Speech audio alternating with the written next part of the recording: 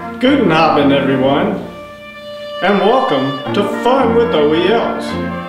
I'm Dr. Billy Bullock, DHSC, MSPH, BS, CIH, CSP, FIHA. OMG, right, Ann? Yes. I am here today with my assistant, Ann Rogers, and this is episode 2 of Fun with OELs. We're going to discuss toxicology, dose, and the metabolic process, and how that is factored in to the occupational exposure limits. I'm sure that most of you saw our first episode of Fun with OELs, which was loosely based on Dr. Sheldon Cooper's episodes on vexillology, or Fun with Flags. I think you'll also be happy to know that our neighbor, who's taking some acting classes at the local community college, gave us some tips on how to improve our presentation and reach a wider audience. So, you're in for another treat. Now sit back and be dazzled by Fun with OELs, Oktoberfest style. Episode 1. We discussed the fact that there were many different types of occupational exposure limits, or OELs. We have ACGIH-TLVs, OSHA-PELs, NIOSH-RELs, wheels, and MACs. Remind us what those OELs are used for, Dr. B.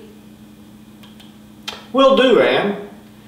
They're the level of exposure determined to be safe for workers to be exposed to for 8 hours a day, 5 days a week, 52 weeks a year, for a work lifetime, and not suffer any adverse health effect. Thanks, Dr. B. Guten Abend. We are celebrating the Oktoberfest as part of episode 2, Fun with OELs. We salute the Deutschland Max. Eins, zwei, drei, Super!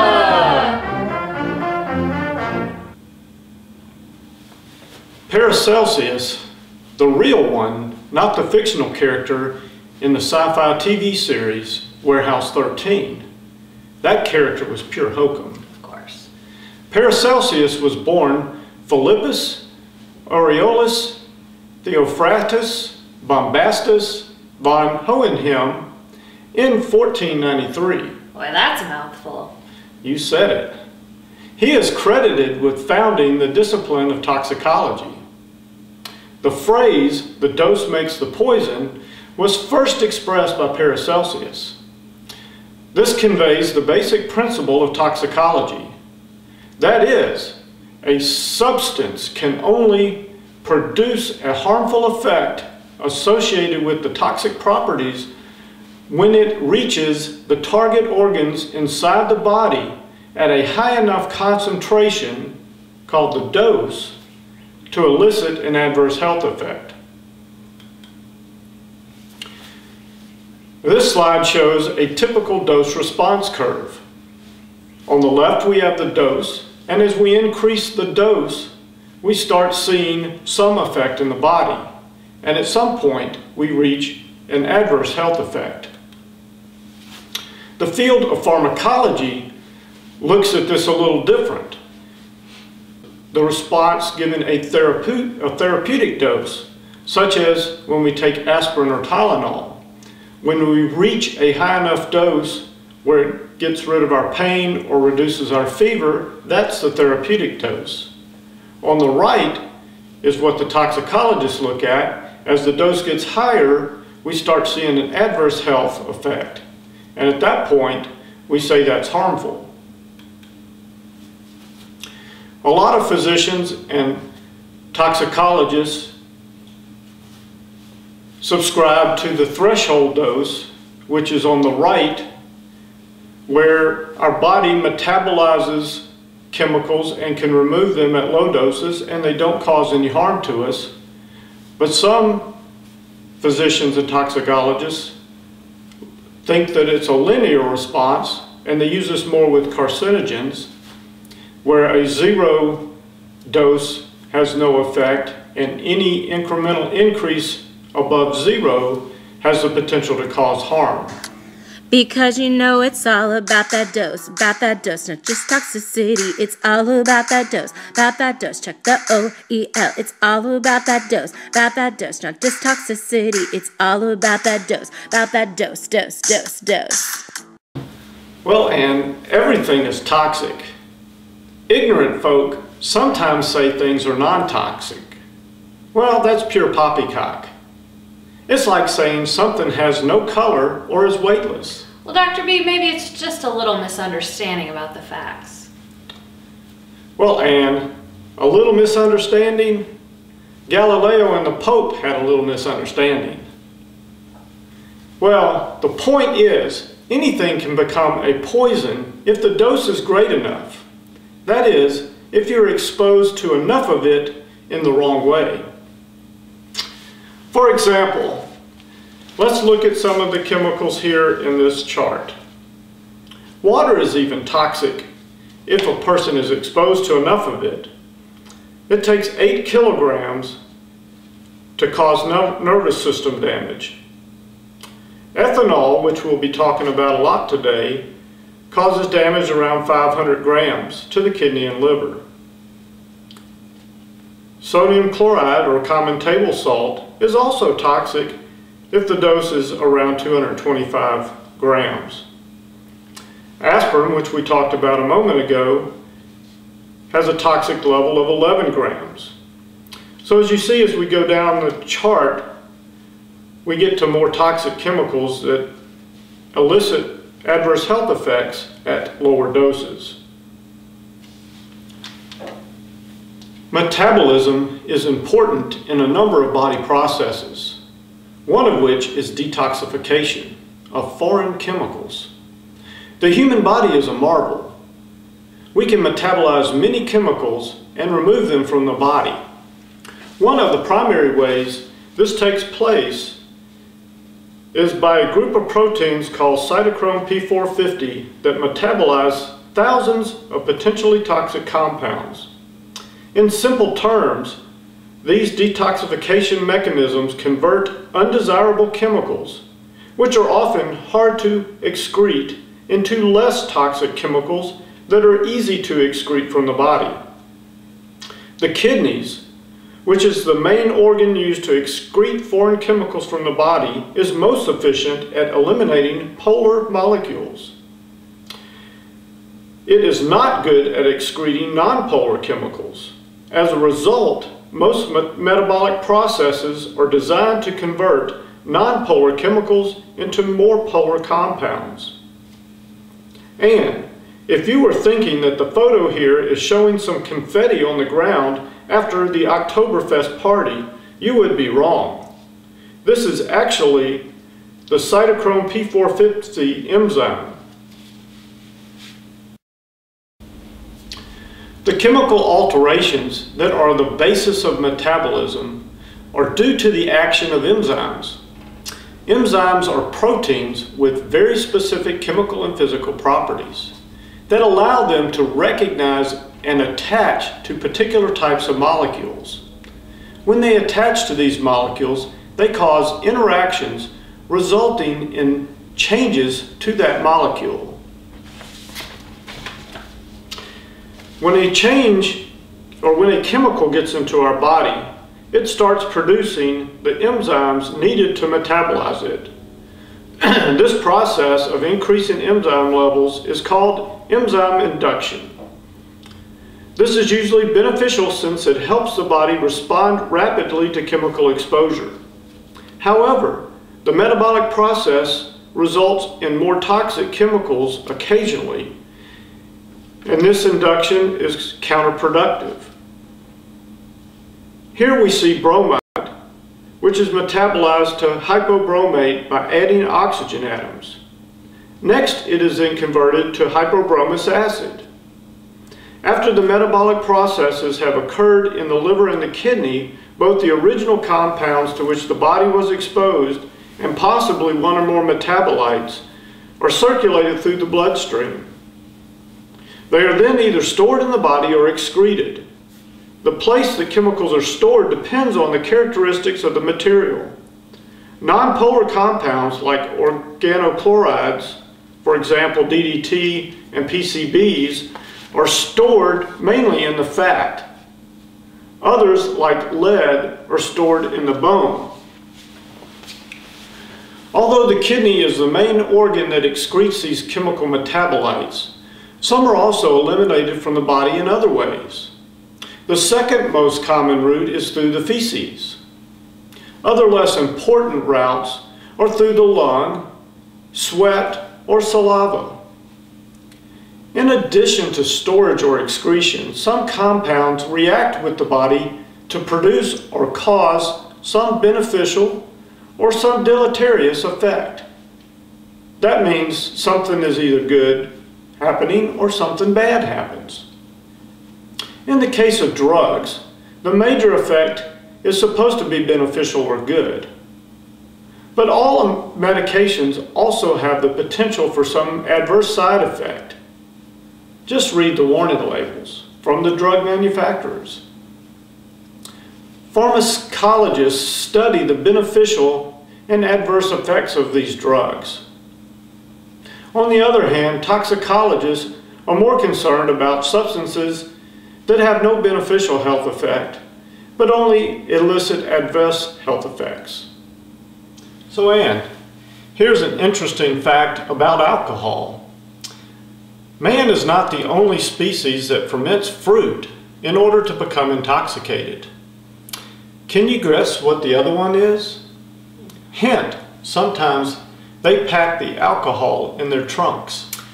I know, Dr. B, it's monkeys. A monkey? When does a monkey have a trunk? Well, when a suitcase just won't do. Oh, let's be serious, Ann. Stay on topic. Ethanol is one of those compounds that have a beneficial effect at lower concentrations. Moderate consumption of alcohol, for example, 1 to 2 drinks per day. Now, I think we've all heard about the bad effects, so let's talk about some of the beneficial effects. Is a lower risk of cardiovascular disease. Longer life expectancy is another one. Improved libido. It helps to prevent the common cold. It can reduce the chance of developing dementia, can reduce the risk of gallstones, and lower the risk of type 2 diabetes. While these are some beneficial effects from moderate alcohol consumption, higher doses, which is heavy drinking, can cause significant health problems. Some of the examples are anemia or lower red blood cells in the body, cancer, cardiovascular disease, especially among binge drinking like you hear about at wild college parties, sclerosis, dementia, depression, and seizures. As we previously discussed, occupational exposure limits, or OELs, are established at levels that are generally safe for healthy workers to be exposed to for 8 hours a day, 5 days a week for a work lifetime, and not suffer any adverse health effect. Most states have a blood alcohol limit of 0.15 for the level where the average human would be considered to be intoxicated. The OEL is set a little different. Remember, it is set as a level of which exposure would be considered safe for a worker for 8 hours a day, 5 days a week, 52 weeks a year for a work lifetime, and not suffer any adverse health effect. The OEL from OSHA, the PEL, for ethanol is 1,000 parts per million. The NIOSH REL is also 1,000 parts per million, and ACGIH has a TLV of 1,000 parts per million as a short-term excursion level, or STEL. The Dutch MAC is a little lower at 500 parts per million. By the way, Ann, if you had a blood alcohol level of 0.15%, that would be equal to a concentration of 1,500 parts per million. Wow, Dr. B, is that right? Now, Ann, you know me to be a very smart man. Don't you think that if I were wrong, I would know it?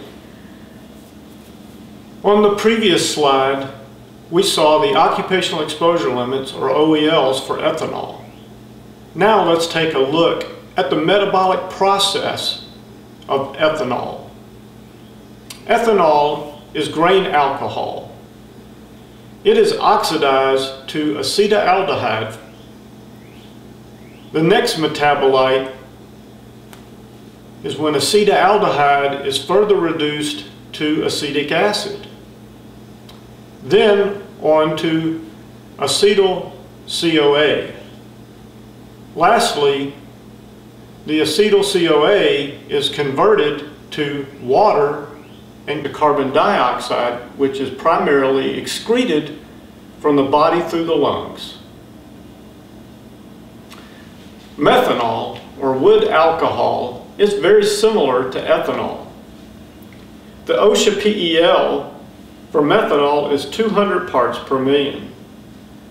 So is the NIOSH REL, ACGH TLV, and Dutch MAC.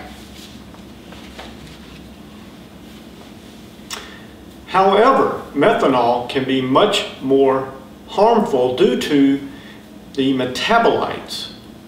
Methanol is oxidized first to formaldehyde. Next, the formaldehyde is further reduced to formic acid, which can cause blindness. Next, formic acid is converted to formate, and lastly, formate is converted to carbon dioxide, which is primarily excreted from the body through the lungs. The metabolic processes that break down alcohol in the human body is called alcohol dehydrogenase. The metabolites of ethanol and methanol are remarkably similar. However, the toxic effects are drastically different. They're kind of like the difference between a Klingon batlith and a pretzel rod. That's a big difference. Alcohol is metabolized by several processes. The most common is the dehydrogenase process we just talked about. However, earlier we talked about the cytochrome P450 system. This can also break down alcohol to acetaldehyde. However, cytochrome P450 is only active after a person has consumed large amounts of alcohol. In a recent episode of The Flash on the CW, demonstrated that due to his hypermetabolism, the Flash, played by Grant Gustin, could not get a buzz when out drinking with his friends. And did I use the vernacular correct? The one the young people use when they're feeling the first toxic effects, e.g. euphoria of alcohol, didn't I? Yes, Dr. B, I'm very proud of you. Thanks. I've been studying up on modern vernacular, but I have to say that I do find some of it very confusing. These millennials seem to focus much of their time on the pursuits toward having a good time. Need I remind you that not a lot of scientific discoveries were made by people having a good time? Dr. B, are you even listening to yourself? And I always listen to myself. It is truly one of the great joys of my life. I want to stress the point that if we keep worker exposure below the OEL, we will be providing a healthy workplace for our employees. Now, sadly enough, we're out of time. However, I know you'll want to tune in to our next riveting episode that answers the age-long question, to vape or not to vape. What is the hazard?